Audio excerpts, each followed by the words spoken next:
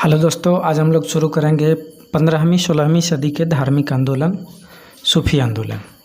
प्रसंग शुरू करने से पहले आप लोग एक बार नीचे डिस्क्रिप्शन चेक कर लेंगे, वहाँ आपको सारे प्लेलिस्ट और टेलीग्राम चैनल का लिंक मिल जाएगा। वीडियो के ऊपर एक आइकन दिखेगा, वहाँ भी जब आप प्रेस करेंगे तो कुछ प्लेलिस्ट वहाँ भी दिख जाएंगे।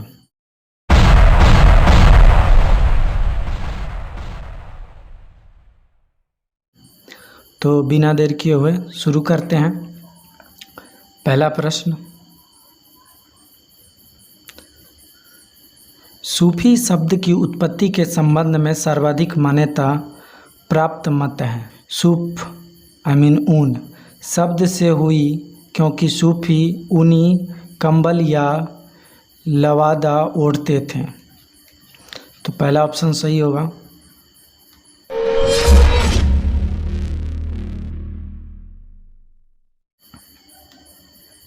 अगला सवाल है, सूफियों के बारे में क्या असत्य है? तो इन्होंने उलेमा को चुनौती देते हुए उनके महत्व को नकारा। सही है, असत्य नहीं है। इनका विश्वास था कि ईश्वर की प्राप्ति प्रेम और संगीत से की जा सकती है। ये भी इनके बारे में सत्य है। सूफी लोग गुरु को अधिक महत्व देते थे। ये भी सही है। उनका विचारधारा कट्टरपंथी होती थी। नहीं, ये गलत है। तो यही तो कहा था कि इनके बारे में असत्य चुनना है, तो ये हो जाएगा असत्य। अगला सवाल, निम्न में से किसे हिंदी खड़ी बोली का जनक कहा जाता है? हिंदी खड़ी बोली का जनक अमीर खुसरो को कहा जाता है। किस सूफी ने खुद को अनलहक मैं ईश्वर हूँ, अद्वैत मत के हम ब्रह्मास्मि मैं ब्राह्मण है के समान घोषित किया, जिस कारण से उसे फांसी पर लटका दिया गया? कौन था? तो वो था मंसूर अल हजाज। वह सूफी संत कौन था जो यह मानता था कि भक्ति संगीत ईश्वर के निकट पहुंचने का मार्ग है? भक्ति संगीत ईश्वर के निकट पहुंचने का मार्ग है। कौन कहता था? मोइनुद्दीन चिश्ती का मानना था। भारत में चिश्ती सिलसिले को किसने स्थापित किया? तो भारत में चिश्ती सिलसिले को स्थापित किया शेख मोइनुद्दीन चिश्ती ने। सूफी सिलसिला संप्रदाय मूलतः संबंधित है। किससे संबंधित है? इस्लाम धर्म से संबंधित है। इस्लामी रहस्यवादी आंदोलन को कहा जाता है। इस्लामी रहस्यवादी आंदोलन को कहा जाता है सूफी आंदोलन। सूची 1 को सूची 2 से सम्मिलित कीजिए। सूची 1 है सूफी सिलसिला, सूची 2 है संस्थापक जो भारत में। तो पहला सवाल है, पहला है सूफी सिलसिला सोहरावर्दी। सोहरावर्दी का संबंध किससे है? तो सोहरावर्दी का संबंध जो है शेख बाउद्दीन जाकरिया से है। फिरदौसी का संबंध किससे है? तो वह है बदरुद्दीन समरकंदी से। कादरी का संबंध है मोहम्मद गौस गिलानी से। नक्शबंदी का संबंध है ख्वाजा बाकी बिल्लाह से। तो इस तरह से हो जाएगा ऑप्शन ए सही। भारत में किस सूफी सिलसिले को सर्वाधिक लोकप्रियता मिली? तो भारत में चिश्ती सूफी सिलसिले को सर्वाधिक लोकप्रियता मिली। फिरदौसी सिलसिले के सर्वप्रथम सूफी थे। फिरदौसी सिलसिले के सर्वप्रथम सूफी थे शरफुद्दीन अहमद इवन मखदूम याहया मनेरी।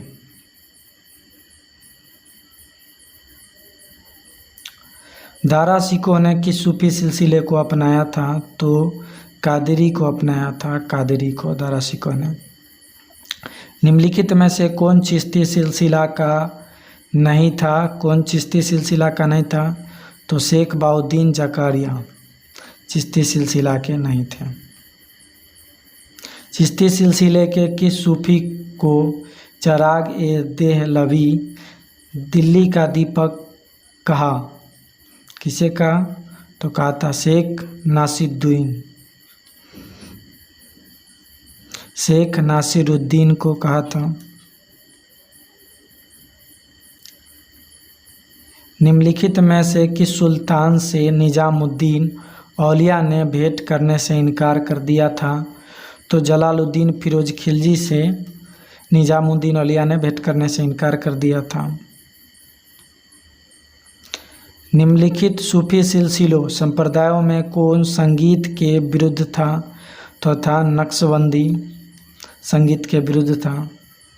दारा शिकोह ने किस शीर्षक से उपनिषदों का फारसी में अनुवाद किया था? तो किया था सिर्रे अकबर। निम्नलिखित में से कौन सूफी थे? तो निम्नलिखित में से कौन सूफी थे? निजामुद्दीन औलिया सूफी थे, रहीम सूफी नहीं थे। मुहिद्दीन चिश्ती सूफी थे, रसखान सूफी नहीं थे। तो इस तरह से हो जाएंगे 2 और 3।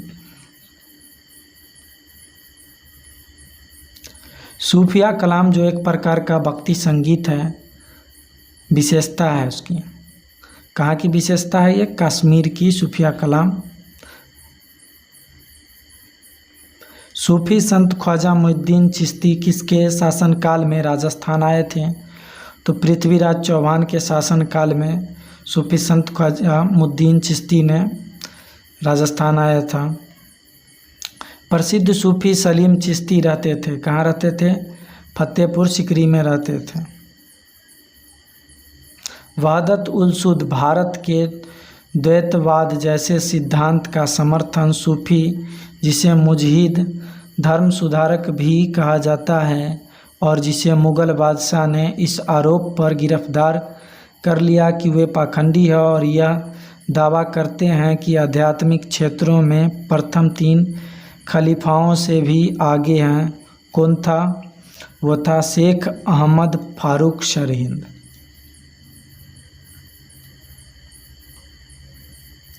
मध्यकालीन सूफियों में सबसे धनी सूफी थे। मध्यकालीन सूफियों में सबसे धनी थे शेख बाउद्दीन ज़कारिया। किस सूफी को बख्तियार काकी भाग्यवान रोटियों वाला कहा गया? किस सूफी संत को बख्तियार काकी ने कहा था? तो कहा था ख्वाजा कुतुबुद्दीन को। किस सूफी संत को सुल्तान ए तारिकीन सन्यासियों के सुल्तान की उपाधि मिली? तो मिला था शेख हमीदुद्दीन नागौरी को।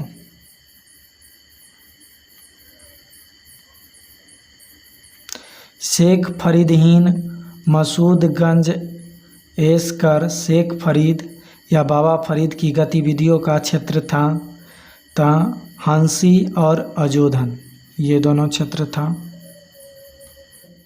काव्याभिव्यक्ति के रूप में उर्दू का प्रयोग करने वाला पहला लेखक था अमीर खुसरो था। किस सूफी को महबूब ए इलाही अल्लाह के प्रिय कहा जाता है? तो कहा शेख निजामुद्दीन औलिया को कहा जाता है महबूब ए इलाही। किस सूफी संत ने कहा था हनीज दिल्ली दूर अस्त, अभी दिल्ली दूर है? किसने कहा था? तो शेख निजामुद्दीन औलिया ने कहा था अभी दिल्ली दूर है, हनीज दिल्ली दूर अस्त। दक्षिणी भारत में चिश्ती सिलसिले की नींव रखने वाला कौन था? दक्षिणी भारत में चिश्ती सिलसिले की नींव रखने वाला था शेख बुरहानुद्दीन गरीब।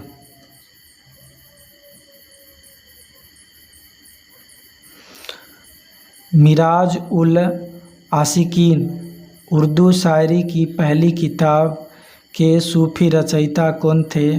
सैयद मोहम्मद गेसूद राज वंदानवाज।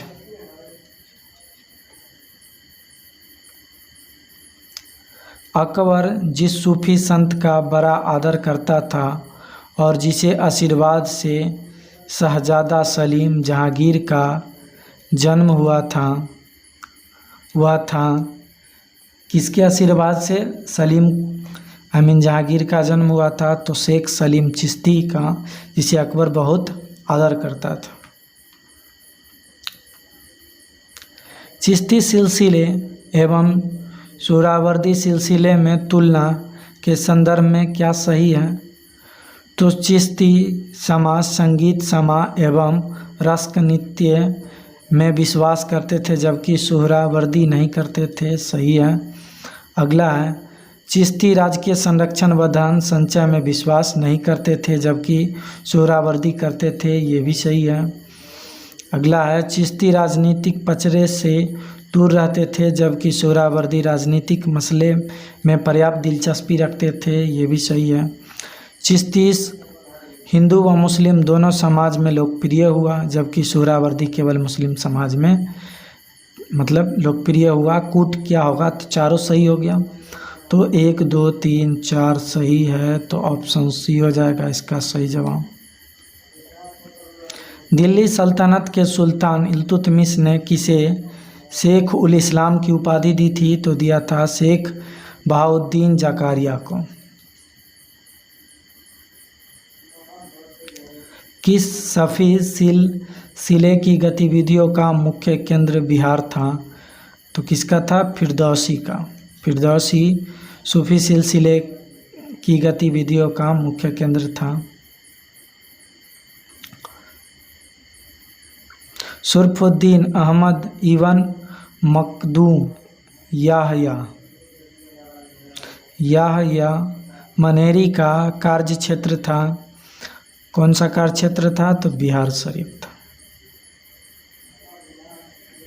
फारसी में रचित मजमा उल बहरैन 2 समुद्रों का संगम, जिसमें सूफी मत व हिंदू मत का तुलनात्मक वर्णन है, का रचयिता है। कौन है इसका रचयिता? तो दारा सिको है। मजमा उल बहरैन किसने संस्कृत में पंडितों की सहायता से भगवत गीता एवं योग्य वशिष्ठ का अनुवाद फारसी में किया? किसने किया था? तो दारा सिको ने किया था। भगवती गीता का फारसी अनुवाद किया था। किस सूफी सिलसिले के अनुयायी आध्यात्मिक तत्वों के संबंध में तरह तरह के नक्शे बनाते थे और उसे रंगों से भरते थे, इसीलिए इसे नक्शबंदी सूफी सिलसिले कहा जाता है। मुगल बादशाह औरंगजेब को किस सूफी सिलसिले में दिलचस्पी थी और उसे अपनाया भी? तो नक्शबंदी में औरंगजेब का दिलचस्पी था और उसे अपनाया भी था। निम्नलिखित में से किसे शेख उल हिंद की पदवी प्रदान की गई थी? तो की गई थी शेख सलीम चिश्ती को। निम्नलिखित युग्मों में से गलत युग्म को पहचानिए। तो चिश्ती दिल्ली और दोआब में था। सही है। सोहरावर्दी सिंध में था। औलिया मध्य प्रदेश में था। गलत है। फिरदौसी बिहार में था, क्योंकि औलिया जो था राजस्थान क्षेत्र में पड़ता था। राजस्थान यूपी में था। वीडियो पसंद आई हो तो लाइक करें और अपने दोस्तों को भी शेयर कर दें।